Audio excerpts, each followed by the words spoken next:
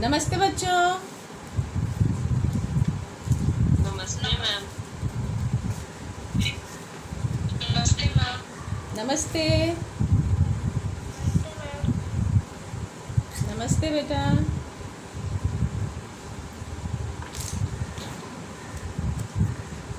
आज हम लोग क्या पढ़ने वाले हैं? पाठ 2 है। दोहे। उसमें हमने क्या क्या पढ़ लिया था? दोहे में रहीम हो चुका था, है ना?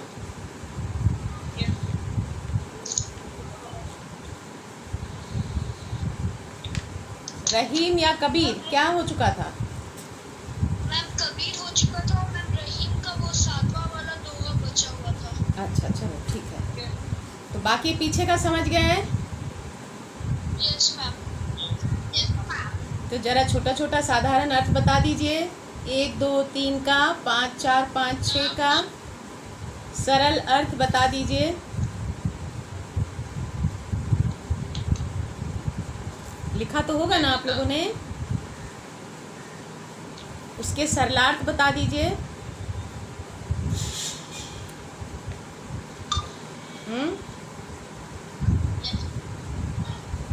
ठीक है।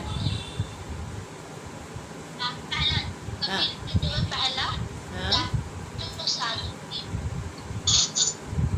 ज्ञान तलवार बना रहे तो कबीर दास कहते हैं संत साधु सब प्रकार के भेदभाव पर मानव से ऊपर माना जाता है। साधु नहीं कहा जाता है इस जाति का उसका सम्मान और सम्मान करने प्राप्त है। इस प्रकार एक तलवार का मोड़ का अवकलन करता है ताकि उसके आधार पर जाति सम्मान और उसका ज्ञान आवाज कट रही है तुम्हारी। आवाज कट रही है। अच्छा सुनो, एक दोहा तुमने बोला, दूसरा दोहा कोई और बोलो। सभी पढ़ रहे हो ना, सभी को बोलना है। एक एक दोहा बोलो, ज्यादा नहीं। तीसरा कबीर जी के तीसरे दोहे प्रस्तुत दोहे के माध्यम से कवि कहना चाहते हैं कि कठोर वचन हमारे मन के मधुर वचन को जलाकर राख कर देता है। मधुर वचन नहीं बेटा, मधुर भावनाओं को। ठीक है, ओके मैम। भावनाएं लिखो वहाँ, वचन नहीं। मधुर भावनाओं को यानी कि हमारे मन में जो अच्छी बातें होती हैं, हम आशा करते हैं कि हमारे साथ लोग अच्छा व्यवहार करेंगे, लेकिन अगला व्यक्ति मेरे साथ बुरा करता है तो मेरे मन में भी निराशा पनप जाती है कि मेरा सोचना बेकार है। ठीक है, हाँ बोलो, बढ़ो आगे। मधुर भावनाओं को जलाकर राख कर देता है पर साधु की मधुर वचन जल के स्वरूप वहाँ पे काम करता है जैसे कोई अमृत की धारा बह रही है। आगे। कबीर के दूसरे दोहा कबीर कहते हैं कि एक छोटे से तिनके की भी कभी निंदा ना करो जो तुम्हारे पाँवों के नीचे दब जाता है। यदि कभी वह तिनका उखड़ कर आँख में आ गिरे तो कितनी गहरी पीड़ा होती है। मतलब वो देखने में इतना छोटा सा है, लेकिन आंख में पड़ जाए तो भयानक हो जाएगा, है ना? इसलिए छोटी से छोटी चीज की निंदा मत करो, उनका भी महत्व समझो। ठीक है, उनको ओछा मत समझो, छोटा मत समझो। चलो आगे। रहीम जी के पहले दोहे का अर्थ है पहला नहीं, जो हो चुका उसको छोड़ के आगे बढ़ते जाओ। 1 2 3 हो गया, उसके आगे बढ़ो। प्रस्तुत दोहे के माध्यम से कवि कहना चाहते हैं कि हमारे संगति का प्रभाव हमारे आचरण पर पड़ता है। संगति का प्रभाव मनुष्य के स्वभाव पर पड़ जाता है और उससे आचरण भी प्रभावित हो जाता है। आगे बढ़ो। रूठे सुजन मनाइए, जो रूठे सो पार, रहीमन फेरी फेरी होइए टूट मुक्तहार। अर्थ सो पार भी रूठे तो भी रूठे हुए प्रिय को मनाना चाहिए, क्योंकि यदि मोतियों की माला टूट जाए तो उन मोतियों को बार बार धागे में पिरो लेना चाहिए। ठीक है। आगे, बिगड़ी बात बने नहीं, लाख करो किन कोय।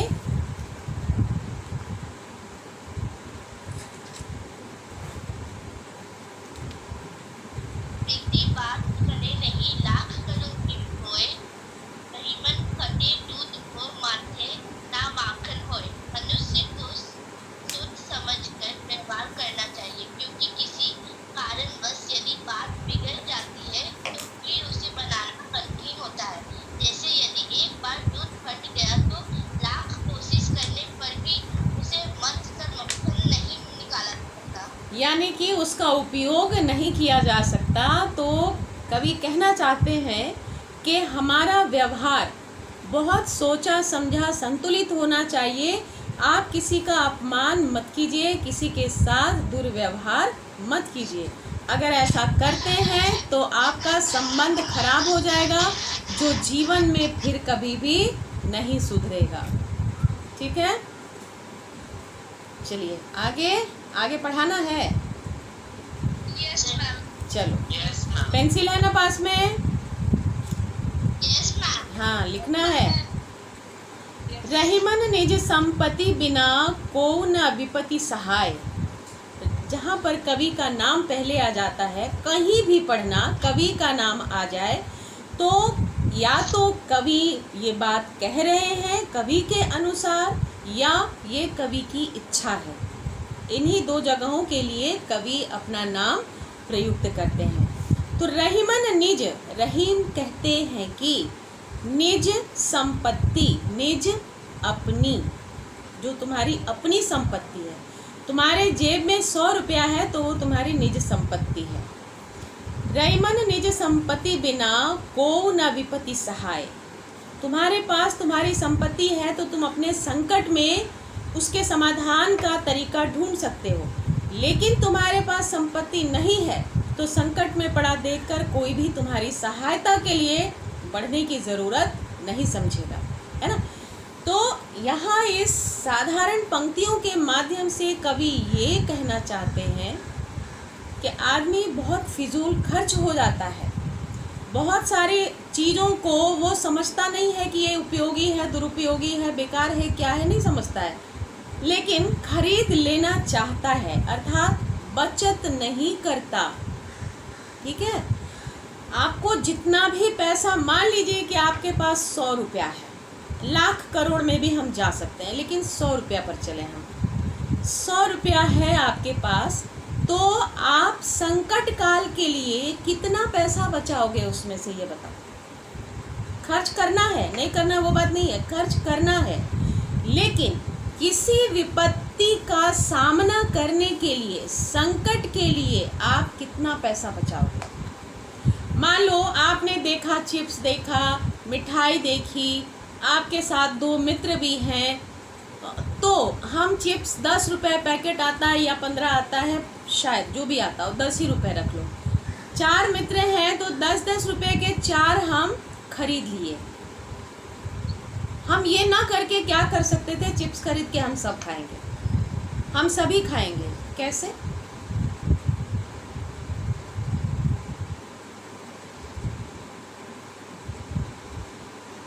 सोच के बताओ। हम सारे ही चिप्स खाएंगे, लेकिन कैसे? एक चिप्स खरीद कर वेरी गुड, बहुत अच्छा, बहुत अच्छा, बहुत बढ़िया दिमाग लगाया तुमने। एक पैकेट चिप्स खरीद के हम चारों खा सकते हैं, है ना। चिप्स तो कोई पेट भरने की चीज़ नहीं है। अगर पेट भरने की चीज़ है भी तो हम अपनी हैसियत देखकर ही खर्च करेंगे, है ना। उसके बाद यदि नींबू पानी मिल रहा है या कोई शरबत मिल रहा है, वो भी 10 रुपए गिलास है, तो हम ये तो कह सकते हैं ना, कटिंग चाय कटिंग वगैरह सुने हो ना, तो हम ये तो कर सकते हैं ना कि 1 गिलास दे दो, उसको 4 में बांट दो। वो कहेगा कि नहीं हम गिलास तो नहीं देंगे 4, ठीक है, 4 गिलास नहीं देगा, मतलब 4 गिलास उसके गंदे हो जाएंगे और आप ले तो रहे हो, एक ही नहीं देगा। इस अवस्था में हम क्या करेंगे?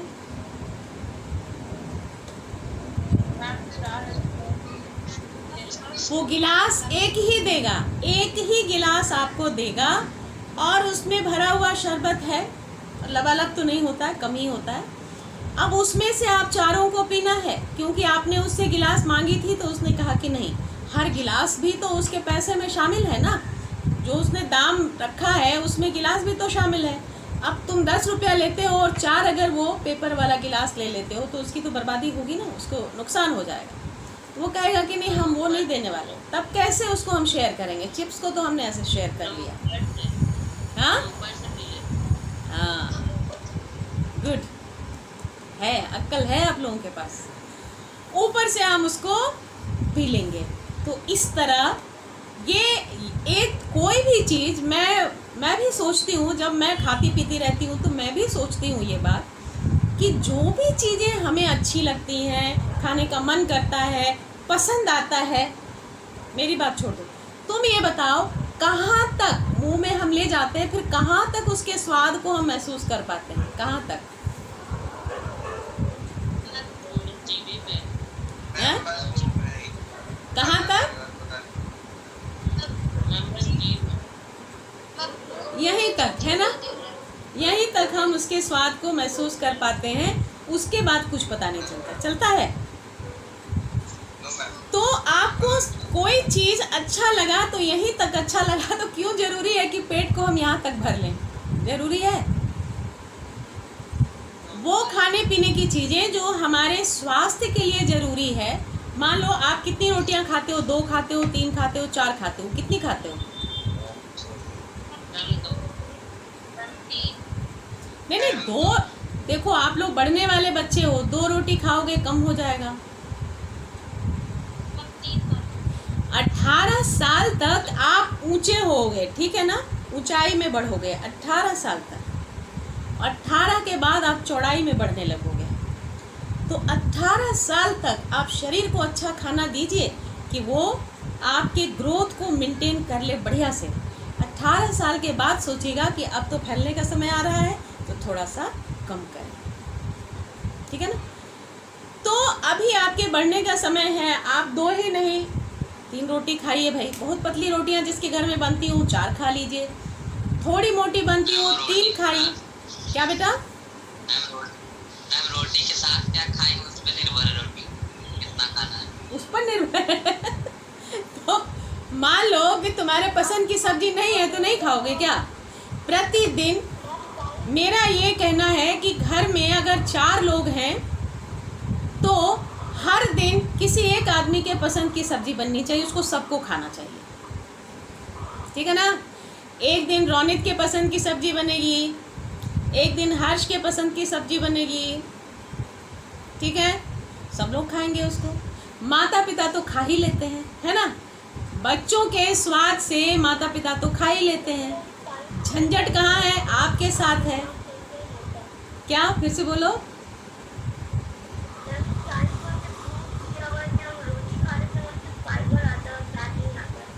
हाँ, रोटी तो बहुत ज़रूरी चीज़ है ना। बच्चों को तो दूध रोटी जरूर खाना चाहिए, ठीक है। हाँ,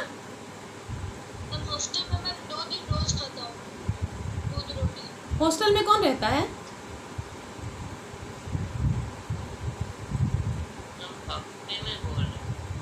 हफ्ता बोल रहे कि हॉस्टल बोल रहे हो? क्या बोल रहे हो? वीक, हफ्ता ना, हॉस्टल सुनाई पड़ी, तभी मैं पूछ रही हूँ कि हॉस्टल में कौन रह रहा है। सप्ताह में 2 ही दिन खाते हो? 2 ही दिन शरीर को पोषक तत्व चाहिए क्या? हर दिन चाहिए? दूध पीना पसंद करते हो सभी? Yes ma'am. चलो ठीक है।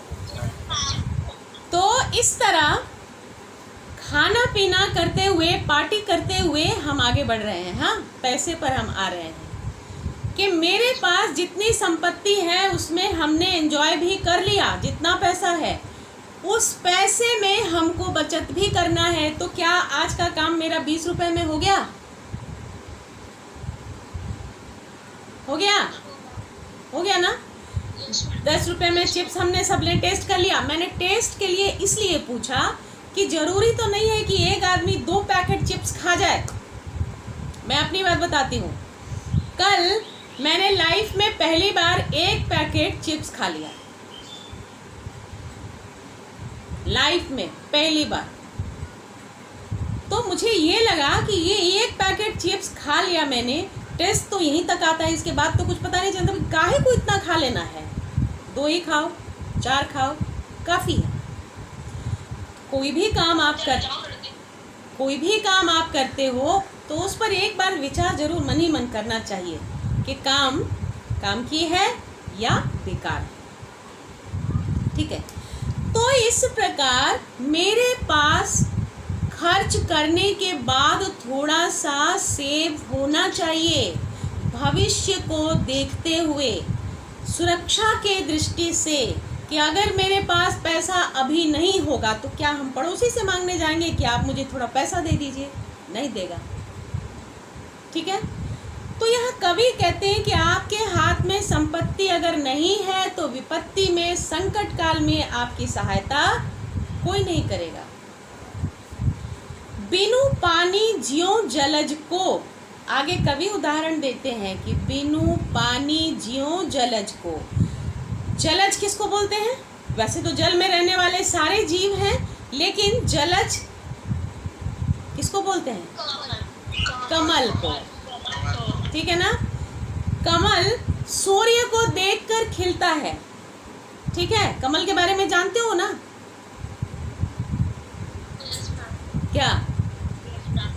क्या जानते हो बताओ?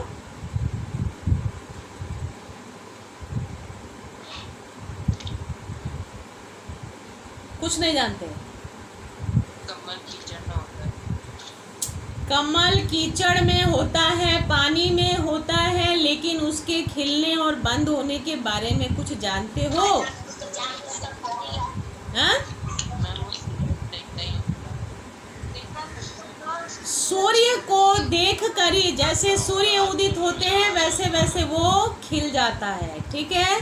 और जैसे जैसे सूर्यास्त होने लगता है वैसे वैसे कमल बंद हो जाता है। और हमने कवियों के कविताओं में ही पढ़ी है कि उसमें भौरा बैठ जाता है, शाम के समय में उसमें भौरा बैठ जाता है और कमल ऐसे बंद हो जाता है। भौरा रात भर उसी में सोया रहता है, सुबह फिर कमल के खिलने से ही भौरा उड़ जाता है। ठीक है। तो रसपान करने के लिए भौरा, मधुमक्खी क्या करते हैं? फूलों से रस पीते हैं, है ना? रसपान करने के लिए भौरा उसमें बैठा और उसको ध्यान नहीं रहा कि अब उड़ना है, तो फूल बंद हो जाता है और भौरा उसमें ही रह जाता है। और कोई ऐसा फूल है जिसके बारे में जानते हो जो सूरज के साथ साथ घूमता है ऐसे? गुड, सूर्यमुखी, है ना? सूर्यमुखी जो है वो भी सूर्यमुख, उसका नाम है, सूर्य की ओर मुख उसका रहेगा, इसलिए उसका नाम है सूर्यमुखी। क्या बोल रहे हो? हाँ, तो उसके नाम को समझना सीखो ना। नाम है सूर्यमुखी, सूर्य और की ओर मुख, हमेशा सूर्य की ओर मुख किए रहने वाला ही सूर्यमुखी, अर्थात वो घूमता है। ठीक है ना? किसी के आसपास है सूर्यमुखी क्या? तो ये नेचर का कितना चमत्कार है, कि कैसा जादू है ये प्रकृति की, इसको देखना समझना चाहिए। हम लोग सिनेमा देखते हैं, टीवी देखते हैं, देखना चाहिए, दुनियादारी भी तो जानना जरूरी है, लेकिन नेचर को देखना, समझना और उसके साथ जीना जीवन को सफल कर देता है, आदमी को कॉन्फिडेंट कर देता है। ठीक है ना, ये हमारे पैर के नीचे का आधार है। अगर इसके बारे में हम कुछ नहीं जानते हैं तो हम जानते क्या है। तो चलो, कवि यहाँ कहते हैं कि बिनु पानी ज्यों जलज को नहीं रवि सके बचाए। सूर्य जो है उसको देखकर ही कमल खिलता है, जीवित हो जाता है, ऐसा लगता है कि जीवित हो जाता है। आप मुंह लटकाए बैठे हो, मम्मी को देखते हो खुश हो जाते हो, पापा को देखते हो खुश हो जाते हो, है ना। लेकिन मैम के डांट से तो मम्मी पापा भी नहीं बचा सकते हैं, नहीं ना। तो यहाँ वही वाली बात है कि जलज जो है, जल में जीवित रहने वाला कमल, अगर वहाँ पानी नहीं होगा तो वो जो कमल सूर्य को देखकर खिल जाता है, मुस्कुरा उठता है, सूर्य भी उसके जीवन को नहीं बचा सकता। यानी कि जलज कमल के पास अपनी संपत्ति नहीं है, वो उसकी जीविका है। पानी जो है वो क्या है? कमल की जीविका है, जीवित रहने का साधन है। अगर वो नहीं है तो जीवन दाता सूर्य भी उसकी रक्षा नहीं कर सकता। अर्थात आपके पास अपने लिए सहायक तत्व का होना बहुत जरूरी है। ठीक है, इस पर एक कहानी सुनो, छोटी सी, कि एक बार माता पार्वती ने शिव जी से पूछा कि ये बताइए कि इस दुनिया में जो दुखी होता है उसको आप और दुखी कर देते हैं, जो सुखी होता है उसको और सुख दे देते हैं, ये कैसी व्यवस्था है आपकी? ये ठीक नहीं है कि जो दुखी है उसके दुख को कम कीजिए।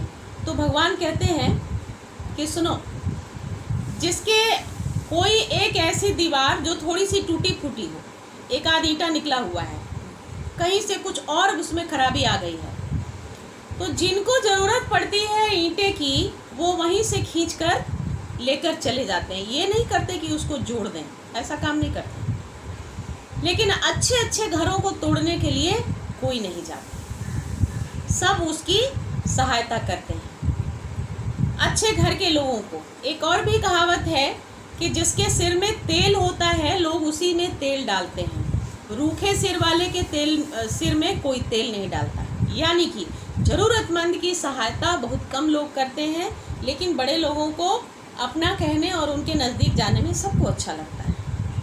ठीक है, कवि ने उदाहरण देकर ये समझाया है कि आपकी ज़िंदगी आज ही की होती है, कल भी किसी ने नहीं देखा, बीता हुआ तो फिर कभी लौट के नहीं आएगा। ज़िंदगी सिर्फ एक दिन की होती है। तो आज की ज़िंदगी अगर 100 रुपये में गुजारनी है तो कम से कम आप 25 रुपये 30 रुपये ज़रूर बचा लीजिए। ठीक है ना। हम बहुत लैविशली भी रह सकते हैं और साधारण भोजन के साथ भी जीवित रह सकते हैं। ठीक है, लिख लो अपनी भाषा में जल्दी।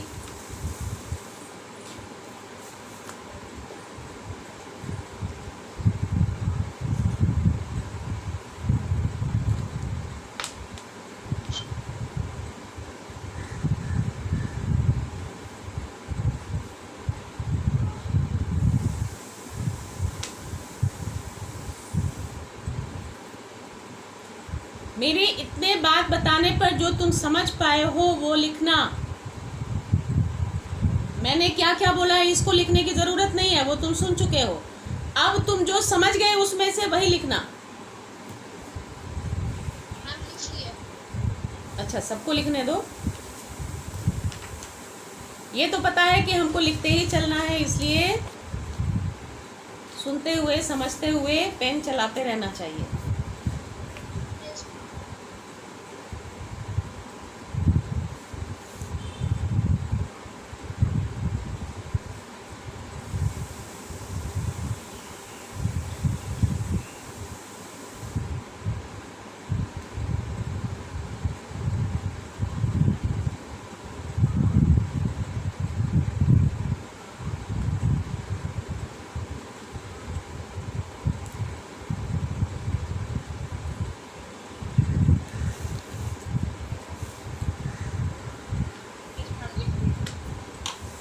सबने लिखा? Yes ma'am. चलो आगे बढ़ें। Yes ma'am. अब चलते हैं बिहारी के दोहों की ओर, ठीक है।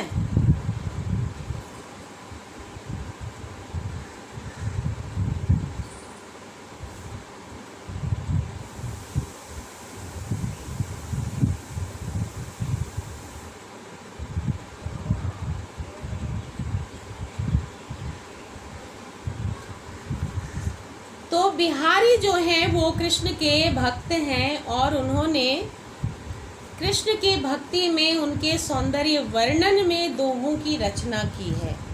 बिहारी ने 700 दोहों की रचना की है, उसे सतसैया कहते हैं, ठीक है। इन्होंने नीति परक दोहे लिखे हैं। दोहों के माध्यम से इन्होंने समाज को, राजा को, राज्य को सचेत और जागृत करने का भी कार्य किया है। आइए देखते हैं। पहले आप शब्दार्थ देख लीजिए। शीश का मतलब क्या है? सिर, ये वाला सिर। मुकुट, मुकुट जो पहने हुए हैं कृष्ण भगवान, देख रहे हो ना, मुकुट सिर पे पहना जाता है। शीश, मुकुट, कटी, काछनी। कटी का मतलब कमर और काछनी काले धागे में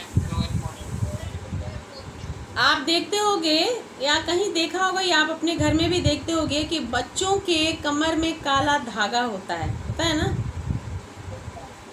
और उसमें कुछ कुछ मूंगा, मोती, चांदी वगैरह कुछ कुछ पिरोया हुआ रहता है, देखे हो?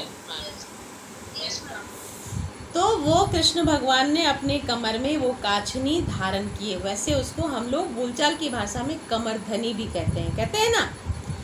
तो ये कमरधनी जो है वो उसका बहुत विकसित रूप है जो लड़कियां पहनती हैं, ठीक है। अपनी शादी के समय या डांस वगैरह के समय लड़कियां पहनती, बहुत ही सुंदर होता है, डिज़ाइनर, खूब सुंदर, गोल्डन, मोती का, चांदी का, बहुत कुछ होता है, तो उसको कमरधनी कहते हैं। कर मुरली उर्माल। कर का मतलब हाथ, कर का मतलब हाथ। वहां लिख लो, देखो पेंसिल से ना एरो बना बना के वहां अर्थ लिख लो। ऐसा थोड़ी होता है कि वहां पढ़ेंगे यहाँ अर्थ देखने आएंगे तो कंटिन्यूटी खत्म हो जाएगी, हम भूल ही जाएंगे क्या पढ़ रहे थे, ठीक है। जो जो काले मोटे शब्द है ना वहां पर एक एरो बना के ऊपर में उसका अर्थ लिख लो। जैसे शीश, एक एरो बनाओ, वहां पर एक लकीर बना दो, लिखो सिर। कटी, लकीर बनाओ, लिखो कमर।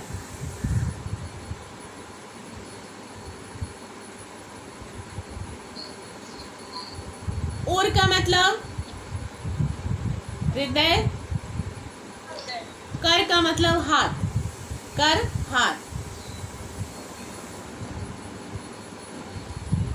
कर मुरली उर्माल, हाथ में मुरली, चित्र को देखते जाना, हाथ में मुरली, ठीक है। और माला हृदय पर, जो हम माला गर्दन में पहनेंगे तो हृदय पर ही आएगा, देखो है ना, हृदय में मतलब एक माला उन्होंने पहन रखा है जो उनके हृदय पर आया हुआ है। कवि उनके सौंदर्य का वर्णन कर रहे हैं। तुम किसी चीज को देखते हो, अगर मैंने पूछा, तुम तो किसी हीरो को ही देखोगे, है ना। ये समय की बात है कि कवि को अपने आराध्य दिखते हैं, तुम किसको देखना पसंद करोगे? है? किसको देखोगे, किसका वर्णन करोगे, बताओ। अरे जल्दी बताओ ना, इसमें झिझकने वाली क्या बात है, जल्दी बोलो। हीरो को, कौन से हीरो को देखोगे?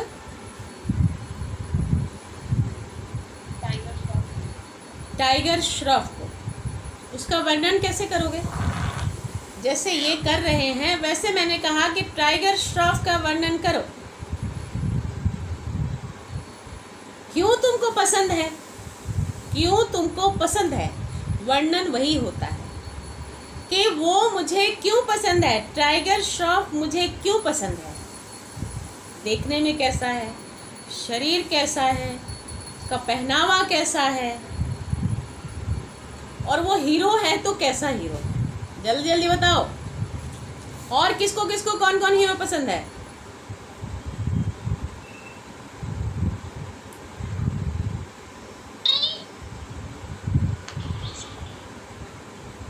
किसी को कोई नहीं पसंद है।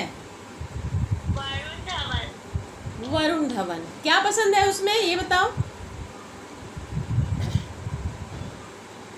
उसकी एक्टिंग एक्टिंग और उसका लाइफस्टाइल। जैसे देखो, बात यहाँ समझो, अगर मैंने हीरो की बात की है यहाँ पढ़ाते हुए, समय बदलता है ना, समय बदलता है, हमारी भावनाएं नहीं बदलती। ऐसा नहीं हुआ कि समय बदलने के साथ आप चित्र में जिसको भी देख रहे हो भगवान कृष्ण ही हैं, पीछे में एक गाय भी है, तो कृष्ण जी के 2 ही पैर हैं, हमारे भी 2, उनके 2 हाथ, हमारे भी 2, उनके पास जो है हमारे पास भी वही है। गाय तुम सड़कों पर वही देखते होगे 4 पैर वाली, या 2 पैर वाली भी देखे हो क्या?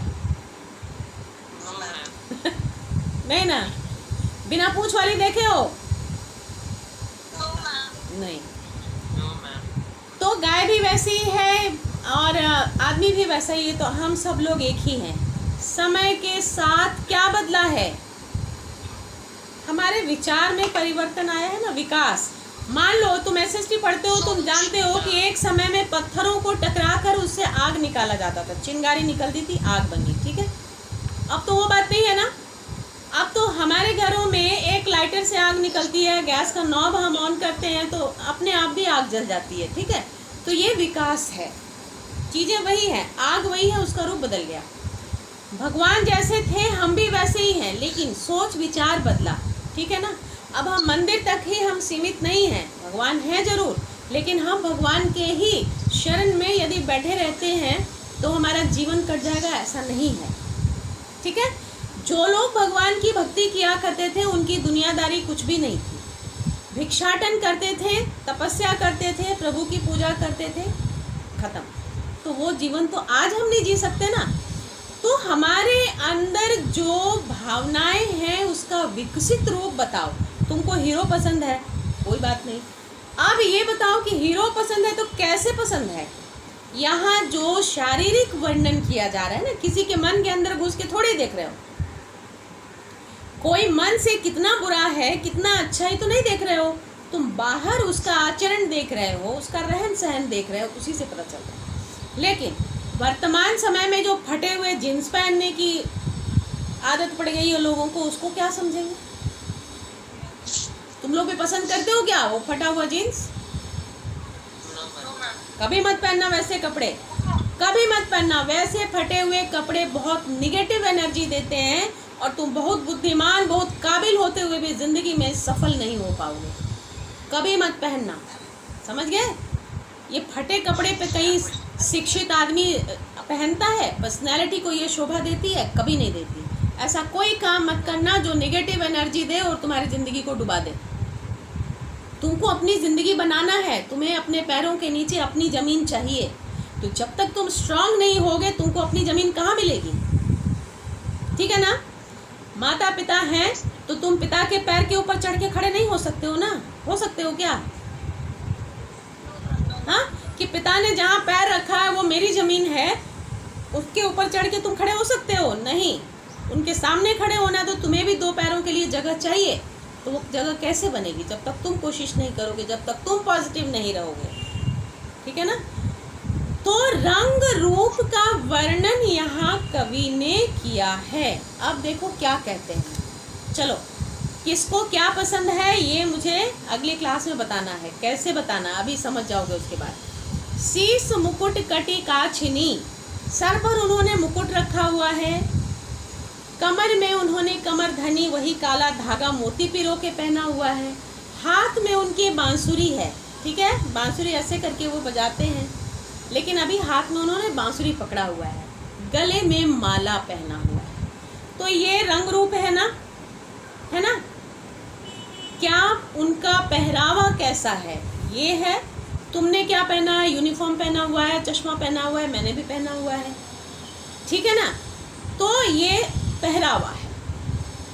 यही बानिक, बानिक का मतलब रूप, यही बानिक मो मन बसो, मो मेरे, मन में, बसो बसे रहो, सदा बिहारी लाल। अब देखो, मैंने पहले अभी कहा था ना, पहले रहीमन आया था, रहीम कहते हैं। अब यहाँ अंत में कवि का नाम आ रहा है, तो कवि इच्छा प्रकट करते हैं। यहाँ से शुरू करेंगे। कवि इच्छा प्रकट करते हैं, ठीक है। के सिर पर मुकुट, कमर में कमरधनी, हाथ में मुरली और गले में माला से सुशोभित रूप कृष्ण का, सुशोभित ये सुंदर रूप ही मेरे मन में सदा बसा रहे, ठीक है।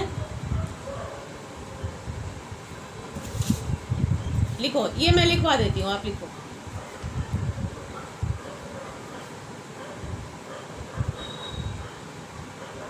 प्रस्तुत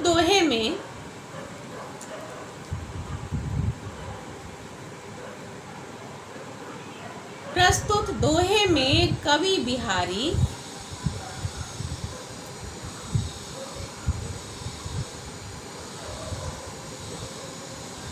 श्री कृष्ण से प्रार्थना करते हैं कि, कवि बिहारी श्री कृष्ण से प्रार्थना करते हैं कि, देखो 5 बच्चे क्लास से भाग गए। आप जब भी अटेंडेंस लेते हो, आप बिफोर 5 मिनट लेना, समझ गए, उसके पहले नहीं।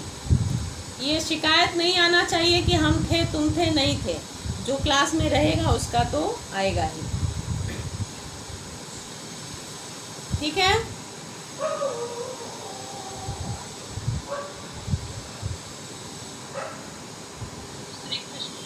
श्री कृष्ण से प्रार्थना करते हैं कि हे कृष्ण,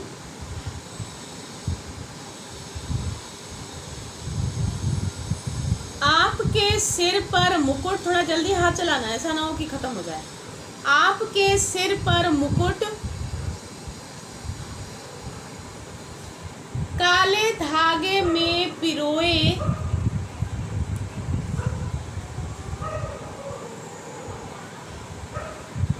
कमरधनी, काले धागे में पिरोए कमरधनी,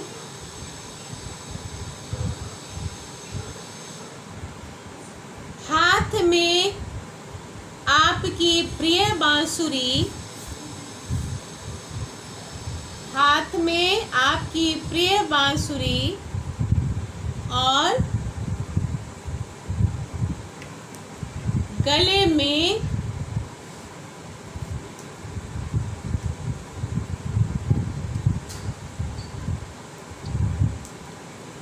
माला सुशोभित हो रही है।